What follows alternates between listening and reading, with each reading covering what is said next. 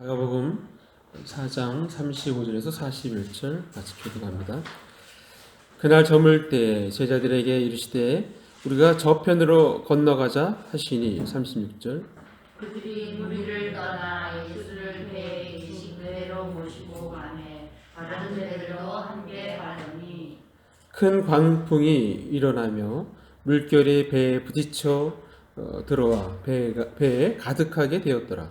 예수께서는 동물에서 베개를 메고 주무시더니 제자들이 이르러 오며 이르되 선생님이여 우리가 죽게 된 것을 돌보지 아니하시나이까 하니 예수께서 깨어 바람을 꾸짖으시며 바다더러 이르시되 잠잠하라 고요하라 하시니 바람이 그치고 아주 잔잔하여지더라. 이에 제자들에게 이르되 어찌하여 이렇게 무서워하느냐 너희가 어찌 믿음이 없느냐 하시니 자, 41절 그들이 심히 두려워하여 서로 말하되 그가 누구이기에 바람과 바다도 순종하는가 하였더라. 아멘. 자, 우리가 예수 믿으며 이 땅에서 살 때 늘 형통한 일만 있는 것이 아닙니다. 때로는 어려운 일을 만날 수 있습니다. 때로는 광풍을 만날 수 있습니다. 이러한 삶의 광풍을 만날 때 우리는 어떻게 살아가야 할까요? 오늘 말씀을 통해 그 해답을 얻고자 합니다. 오늘 말씀은 예수님과 그의 제자들이 배를 타고 이동하다가 있었던 사건을 다루고 있습니다. 배를 타고 이동하는데 갑작스런 환경의 변화를 겪습니다. 37절에 보면 큰 광풍이 일어나며 물결이 배에 부딪혀 들어와 배에 가득하게 되었더라 라고 말씀하십니다. 자, 큰 광풍이 일어나 그 광풍이하여 큰 물결이 넘실거리고 배 안으로 물이 들어옵니다. 자, 이러한 상황은 비상 상황이 되는 것입니다. 누군가는 배 안에 들어온 물을 열심히 밖으로 퍼내어야 하는 것입니다. 자, 그런데 이 상황에서 많은 사역으로 너무나 피곤하신 예수님께서 잠을 자고 있으십니다.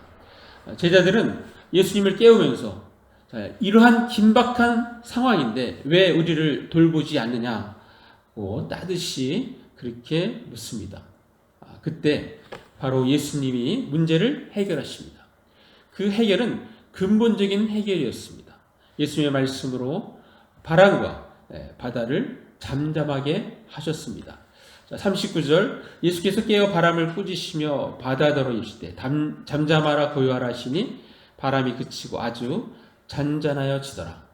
이 말씀을 보면 바람과 바다는 마치 인격체 같습니다. 예수께서 명령하시니까 언제 그러냐는 듯이 잠잠해졌습니다. 고요해졌습니다. 자, 여기서 우리가 고백할 수 있는 것은 예수님은 자연을 말씀으로 다스리실 수 있는 하나님이시라는 것입니다. 창조주 하나님이시기에 자연, 즉 바람과 바다를 꾸짖으심으로 잔잔하게 하신 것입니다. 자, 그리고 오히려 제자들에게 책망하십니다. 40절. 자, 40절 한번 같이 읽어볼까요? 시작. 이에 제자들에게 이르시되 어찌하여 이렇게 무서워하느냐 너희가 어찌 믿음이 없느냐 하시니. 이러한 책망에 제자들의 반응은 무엇입니까? 41절에 나옵니다. 41절 보면 그들이 심히 두려워하여 서로 말하되 그가 누구이기에 바람과 바다도 순종하는가 하였더라 라고 말씀하십니다. 제자들은 예수님의 행동, 즉 예수께서 바람을 꾸짖고 바다를 향하여 명령하니까 그대로 되어지는 것을 보고 더욱더 놀라는 표정을 짓습니다. 그리고 독백하듯이 말합니다. 이분이 도대체 누구시길래 바람과 바다가 그대로 순종하는가 였습니다. 오늘 우리가 이 말씀을 접하면서 한 가지 알 수 있는 것은 예수님과 함께 있는다고 모든 것이 평탄하고 순조로워지는 것이 아니라는 것입니다.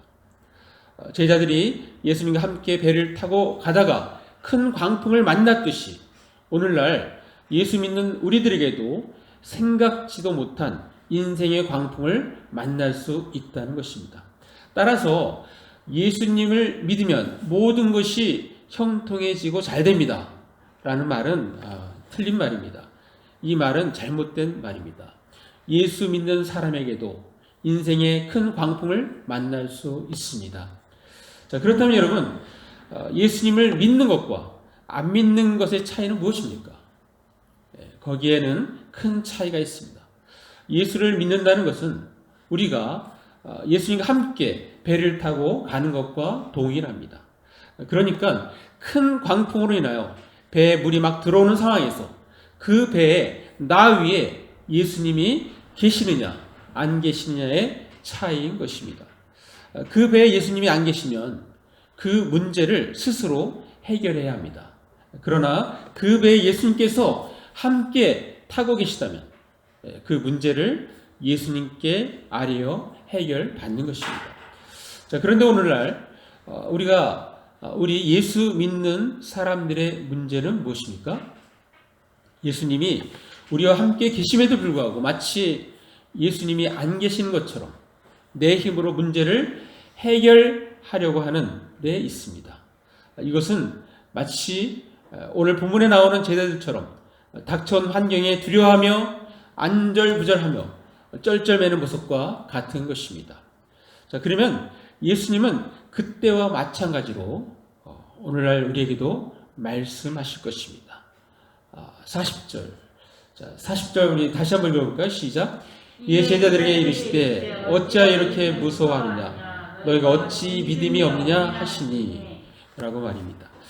자, 왜 그렇게들 겁이 많으냐? 아직도 믿음이 없느냐? 라고 책망하실 것입니다. 자, 이제 그렇게 신앙생활도 오래 했고 문제가 왔을 때 어떻게 해결하는지를 알 텐데 아직도 믿음이 없느냐라고 책망하고 있는 것입니다. 사랑하는 남부장학교 성도 여러분, 오늘날 우리에게 찾아오는 인생의 광풍은 무엇입니까? 갑작스러운 회사 부도, 또 화재, 교통사고, 실직 등 다양할 것입니다. 그리고 요즘 우리나라뿐 아니라 온 세계가 앓고 있는 코로나19일 것입니다. 많은 사람들이 코로나19로 인하여 죽음에 대한 공포를 느낍니다. 경제적으로 더욱더 힘든 상황을 접하고 있습니다. 임대로 하는 자영업자들은 점점 더 많이 문을 닫고 있습니다. 일자리가 없어집니다. 시장, 학원, 문화계, 체육계, 보험계 등등 모두들 힘들어합니다. 가난한 사람, 소외된 사람들은 더욱더 힘이 듭니다. 이제 무료급식도 중단되었습니다. 코로나19 때문에 굶어 죽을 판입니다. 자, 지난 금요일에는 제가 노인정에 빵을 이렇게 전달하려고 했더니 노인정도 잠시 폐쇄되었습니다. 자, 그나마 모여서 이야기꽃을 피울 수 있는 장소도 사라졌습니다. 코로나19는 특히 노인들을 더욱 위축시킵니다. 지난주 목요일에 서울 그 소망교회 출석하시는 저의 위삼촌으로부터 전화가 왔습니다. 나이가 84인데요. 늘 이 태극기 집회에 나가셨던 분입니다. 그런데 이렇게 코로나19 때문에 어디도 나가지도 못하고 너무나 깝깝하다고 집에 늘 꼼짝없이 있어야 되니까 너무나 힘들다고 그런 말씀하십니다. 자, 우리 아이들에게 야, 너희들 방학이 길어서 좋겠다 라고 했더니 웬걸요? 이러다 폐인되겠어요. 빨리 개학해서 학교에 나갔으면 좋겠습니다 라고 말을 합니다. 자, 코로나19는 언제 끝날지도 아무도 모릅니다. 모르긴 해도 백신이 개발되면 확실히 종식될 것입니다. 자, 그러므로 우리 그리스도인들은 늘 기도할 때 이 백신이 빨리 개발되도록 그렇게 기도해야 합니다. 뿐만 아니라 우리는 가족의 영적 파수꾼이 되어야 합니다. 늘 기도로 가족이 코로나19로부터 지켜달라고 기도해야 합니다. 자, 코로나19는 그동안 한 번도 경험해 보지 못하는 환경을 접하게 할 것입니다. 국제적으로도 뭔가 큰 변화를 가져올 것으로 생각이 됩니다. 또 잘하면 북한의 김정은 정권이 올해 안에도 또 큰 어떤 상황이 접해질 수 있습니다. 자, 이것은 한반도에 뭔가 큰 변화가 올 수 있다는 것을 의미합니다. 자, 우리나라가 이러한 변화에 현명하게 대처하게 해달라고 또한 기도해야 합니다. 저 개인적으로 코로나19를 통해서 두 가지 변화를 기대해 봅니다. 첫째는, 자, 우리 화면에도 한번 띄워주세요. 자, 인간의 연약함을 인정하고 하나님을 찾고 하나님을 열망하는 계기가 되었으면 좋겠다는 것입니다.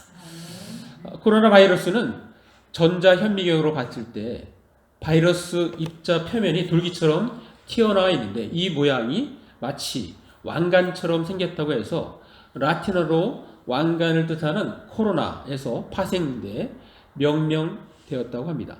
자, 인간의 눈에는 보이지 않는 그 작고 미세한 바이러스가 인간의 생명을 앗아갑니다. 자, 인간은 인공지능 AI를 개발하는 등 인간이 신적 영역까지 넘보는 그런 문명까지 왔음에도 불구하고 눈에 보이지도 않는 바이러스로 인하여 두려워하고 벌벌 떠는 연약한 존재입니다. 그러니 모든 사람들이 하나님 앞에서 교만 떨지 말고 겸손히 하나님께 엎드리는 계기가 되었으면 좋겠습니다. 불신자들이 신앙을 갖는 계기가 되었으면 좋겠습니다. 자, 코로나19를 통해서 원하는 변화 두 번째는 예수 믿는 사람들이 더욱더 두려워할 분은 하나님이라는 사실을 알고 하나님께 더욱 집중하는 계기가 되었으면 좋겠습니다. 자, 우리가 아까 읽었던 본문 41절 우리 다시 한번 읽겠습니다. 41절 시작. 그들이 심히 두려워하여 서로 말하되 그가 누구이기에 바람과 바다도 순종하는가 하였다. 자, 여기서 심히 두려워할 때에 라고 할 때 그 두려움의 그 대상이 무엇입니까? 큰 광풍입니까? 요동치는 바다입니까? 아닙니다. 예수님입니다. 그러니까 앞에서 두려워하는 거하고 뒤에서 두려워하는 거 다릅니다. 자, 도대체 예수님이 누구시길래 심지어 바람과 바다도 그분께 순종하는가? 라는 것에 깜짝 놀라서 두려워서 하는 그런 고백인 것입니다. 자, 조금 전에는 큰 광풍과 요동치는 바다 때문에 두려워했는데 이제는 그 두려움이 예수님께로 바뀌었습니다. 그렇습니다. 우리가 정말로 두려워할 것은 인생의 광풍이 아니라 그것을 언제든지 잠잠하게 재울 수 있는 예수님을 더 두려워해야 합니다. 하나님을 더 두려워해야 합니다. 코로나19를 두려워할 것이 아니라 그것을 통해 세계를 변화시키고 그리고 그 코로나19를 언제든지 잠재우실 수 있는 주님을 두려워해야 합니다. 그런 사람에게는 이 말씀이 해당됩니다. 시편 91편 7절 말씀. 자, 우리 같이 읽겠습니다. 시작. 1000명이 내 왼쪽에서 10,000명이 내 오른쪽에서 엎드려지라. 이 재앙이 내게 가까이 하지 못하리로다. 자, 우리는 지금 삶의 광풍을 만날 때라는 제목의 설교를 듣고 있습니다. 자, 그렇다면 어떻게 할까요? 세 가지만 말씀드렸습니다. 첫 번째는 낙심, 두려움, 불안을 접고 주님으로 인하여 소망을 가져야 합니다. 자, 병수야, 집중해라. 자, 한번 같이 읽겠습니다. 시작. 낙심, 두려움, 불안을 접고 주님으로 인하여 소망을 가져야 합니다.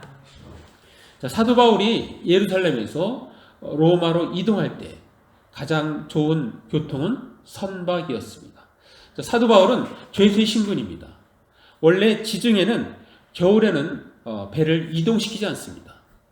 중세시대에 이 투르킨, 이슬람 해적들은 1년에 4개월만 해적질을 하고 나머지는 쉬며 다른 일을 했습니다. 그 4개월은 6, 7, 8, 9월입니다. 그래서 지중해 해변가에 사는 사람의 삶의 방식도 바뀌었습니다. 해적들이 날뛰는 여름에는 산에서 거주합니다. 산에 이렇게 거주지를 만들어 놨고 여름에 막 해적질을 하니까 피할 시간이 없는 거예요. 그래서 아예 여름에는 그냥 산에서 거주하면서 필요할 때마다 바다에 나와서 활동을 합니다. 자, 사도 바울이 탄 배도 겨울에는 언제든지 날씨가 변할 수 있기 때문에 항해를 하면 안 되었습니다. 그런데 이상하게 선장과 선주는 항해를 시도합니다. 사도 바울은 항해를 반대했지만 바다의 전문가를 할 수 있는 선장과 선주가 항해를 해도 괜찮다고 하니까 죄수들을 인솔하는 백부장은 비전문가인 사도 바울보다는 선장과 선주의 말을 더 믿습니다. 그런데 아니나 다를까 유라굴로라는 광풍이 불기 시작했습니다. 선박은 더 이상 조종이 어려웠습니다. 바람이 부는 대로 배가 이리저리 휩쓸렸습니다. 배 안에 있는 사람들은 두려워했습니다. 그 상황 보겠습니다. 사도행전 27장 17절. 제가 한번 읽어드리겠습니다. 끌어올리고 줄을 가지고 선체를 둘러감고 스르디스에 걸릴까 두려워하여 연장을 내리고 그냥 쫓겨가더니. 여기서 스르디스라는 것은 모래톱을 의미합니다. 이 바다 주변 바닥보다 수심이 얕은 볼록한 그러한 부분, 그런 데가 일반 이렇게 바위나 바위돌 부딪히는 것처럼 거기도 위험한 것입니다. 하루 이틀이 지나도 해결이 안 되니까 이제는 배의 기구들을 배 밖으로 던져버립니다. 그런데도 바람이 잠잠해지지 않습니다. 그들은 절망 가운데 있었습니다. 그 절망 가운데 있는 상황을 한번 읽겠습니다. 사도행전 27장 20절. 한번 같이 읽어볼까요? 시작. 여러 날 동안 해도 별도 보이지 않냐고 큰 풍랑이 그대로 있으며 구원의 여망마저 없어졌다. 바람은 계속해서 거세게 불어왔습니다. 결국 우리는 살아남을 수 있다는 희망을 모두 포기하고 말았습니다. 라는 뜻입니다. 그런데 그 배에는 하나님의 사람 사도 바울이 타고 있었습니다. 사도 바울이 두려움이 떨고 있는 그들에게 오히려 말합니다. 그것이 사도행전 27장 22절. 우리 같이 읽습니다. 시작. 내가 너희를 권하노니 이제는 안심하라. 너희 중 아무도 생명에는 아무런 손상이 없겠고 오직 배뿐이리라. 이 말은 두려워 떠는 사람에게서는 나올 수 없는 말입니다. 같은 배에 타고 있는 사도 바울은 어떻게 큰 광풍 앞에서도 두려워하거나 불안해하지 아니하고 오히려 두려움에 떠는 사람들에게 소망의 메시지를 줄 수 있었을까요? 그것은 전날 밤 하나님의 사자가 나타나서 직접 하시는 말씀을 들었기 때문입니다. 사도행전 27장 24절. 같이 읽습니다. 시작. 바울아 두려워하지 말라. 내가 가이사 앞에 서야 하겠고 또 하나님께서 너 함께 항해하는 자를 다 내게 주셨다 하였으니. 하나님은 먼저는 사도 바울에게 두려워하지 말 것을 말씀하시고 사도 바울이 로마 황제 앞에 설 것이라고 말씀하십니다. 그리고 너와 함께하는 자들을 다 사도 바울에게 주었다라고 말하고 있습니다. 배 안에 있는 모든 사람, 즉 276명, 아주 큰 선박입니다. 머리카락 하나 상하지 않고 살게 됩니다. 모든 사람이 다 절망하고 있을 때 주님으로 인하여 삶의 확신과 소망을 가지고 있는 사도 바울로 인하여 모두가 구원받게 되었던 것입니다. 우리 모두는 코로나19라는 광풍을 만났습니다. 지난 3월 11일 WHO 세계보건기구는 팬데믹을 선언했습니다. 이 팬데믹이라는 언어를 보면 팬은 그리스어로 모두라는 뜻이고 데믹은 사람이라는 뜻입니다. 그래서 우리말로 감염병 세계적 유행이라는 뜻입니다. 즉 전염병이 세계적으로 전파되어 모든 사람이 감염된다는 의미를 지니고 있습니다. 이것은 WHO의 전염병 경보 단계 1단계에서 6단계 중 최고 위험 등급인 6단계에 해당합니다. 이번 코로나19는 변이율이 높아서 백신이나 치료제를 만들기가 쉽지 않다고 합니다. 또 백신이 만들어진다 해도 빠르게 표면 항원이 바뀌기 때문에 별 효과가 없을 수도 있다는 전문가의 비관적인 전망도 있습니다. 저와 여러분은 살면서 이러한 경험은 처음일 것입니다. 그럼에도 불구하고 주님이 우리와 함께 하신다는 확신으로 두려움을 몰아내셔야 합니다. 불안을 몰아내야 합니다. 낙심을 몰아내야 합니다. 자, 삶의 광풍을 만날 때 그렇다면 어떻게 할까요? 두 번째는 주님의 도우심을 구해야 합니다. 한번 같이 읽습니다. 시작. 주님의 도우심을 구해야 합니다. 자, 오늘 우리가 읽었던 본문에서 예수께서 바람과 바다를 꾸짖어 잠잠하게 하시고 제자들을 향하여 책망하셨습니다. 다시 한번 읽어보겠습니다. 40절. 자, 이에 제자들에게 이르시되 어찌하여 이렇게 무서워하느냐? 너희가 어찌 믿음이 없느냐 하시니. 자, 이 말씀은 무슨 뜻입니까? 인생의 큰 광풍이 와도 내가 함께 있는데 아직도 두려워하느냐라는 것입니다. 즉 예수님이 함께하고 있기 때문에 두려워하지 말고 능히 문제를 해결할 수 있다고 말씀하고 있는 것입니다.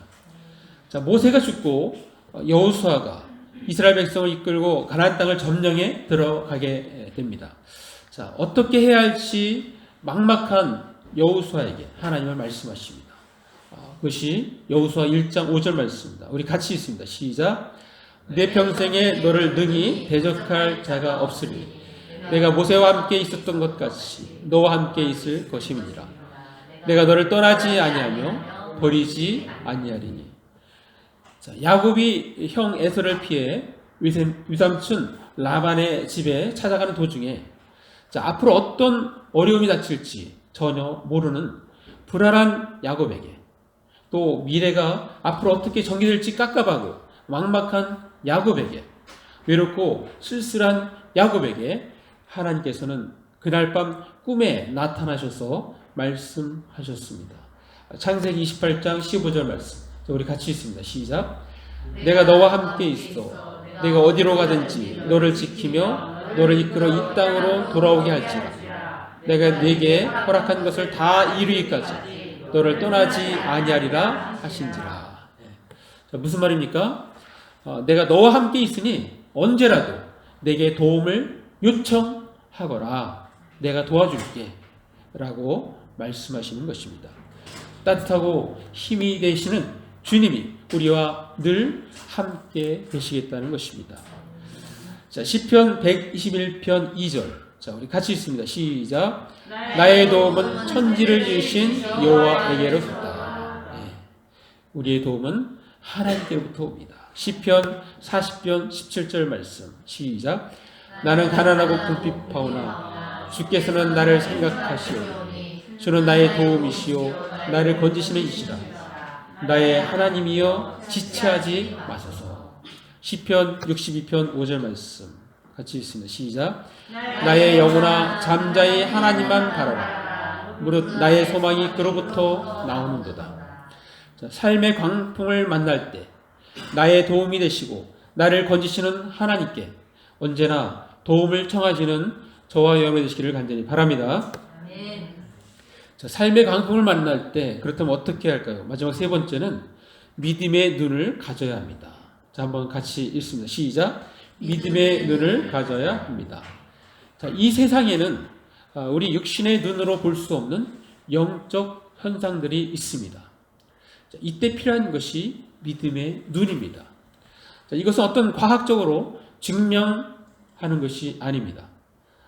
영적인 어떤 사건이 일어나기 전에 종종 이것을 방해하려는 악한 영의 방해가 종종 있습니다.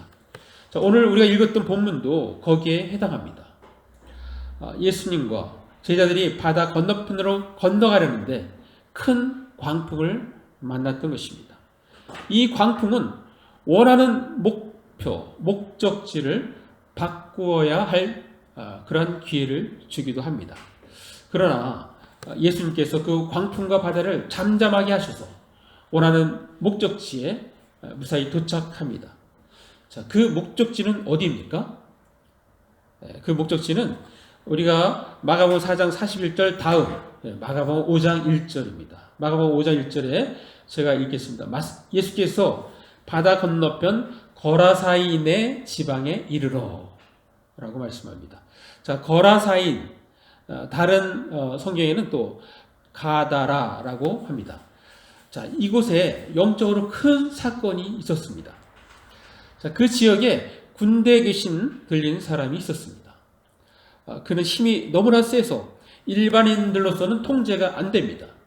그에게 여러 번 고랑과 쇠사슬을 묶었는데 쇠사슬을 끊고 고랑을 깨트려서 아무도 감당을 못합니다. 밤낮 무덤 사이에서나 산에서는 늘 소리를 지르며 때로는 돌로 자기 몸을 해하기도 합니다. 자, 그런데 능력의 예수님이 그 지역을 가시자 이 사람이 무서워 벌벌 떱니다. 사실은 그 사람 안에 있는 군대 귀신이 떨고 있는 것이었습니다.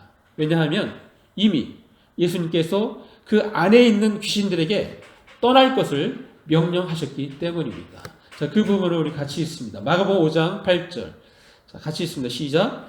이는 예수께서 이미 그에게 이르시기를 더러운 귀신아 그 사람에게서 나오라 하셨습니다.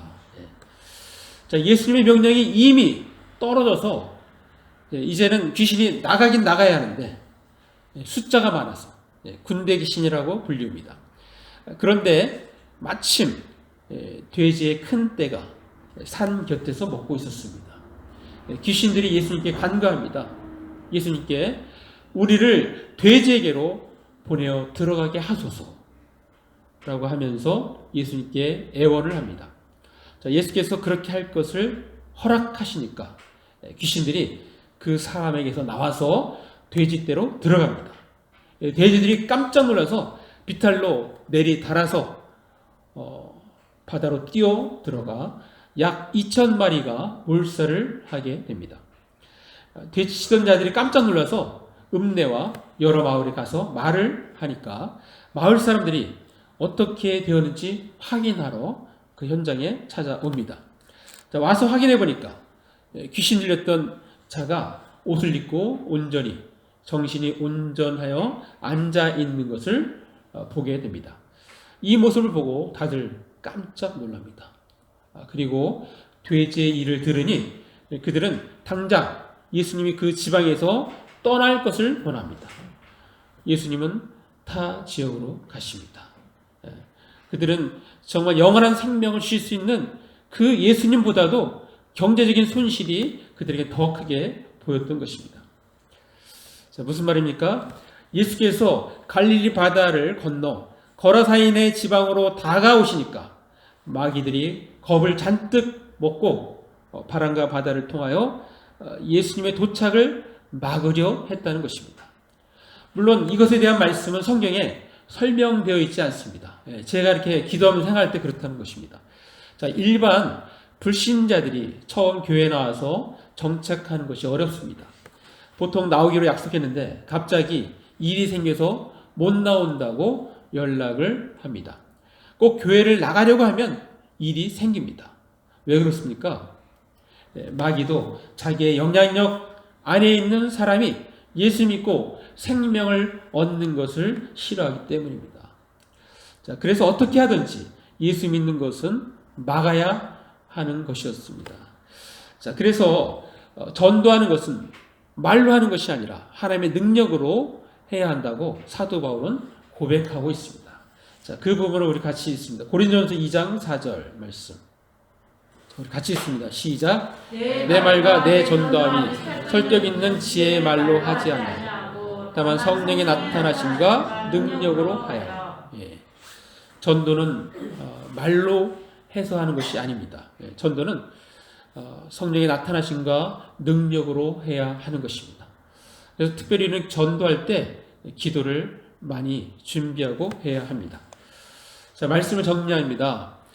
우리 예수 믿는 사람들도 삶의 광풍을 만날 수 있다는 것입니다. 그러나 우리는 낙심하거나 두려움에 빠지지 말고 소망의 하나님을 붙잡아야 한다는 것입니다. 그리고 잠잠히 기도하면서 주님의 도움을 구해야 합니다. 뿐만 아니라 믿음의 눈을 가지고 상황을 지켜보며 그때그때 믿음의 결단을 해 나가야 합니다. 자, 우리 모두 삶의 광풍을 만날 때 소망의 하나님을 붙잡고 승리하시는 저와 여러분 되시기를 간절히 바랍니다. 기도하겠습니다. 지금 말씀 생각하시면 잠깐 1, 2분 기도로 나갑니다.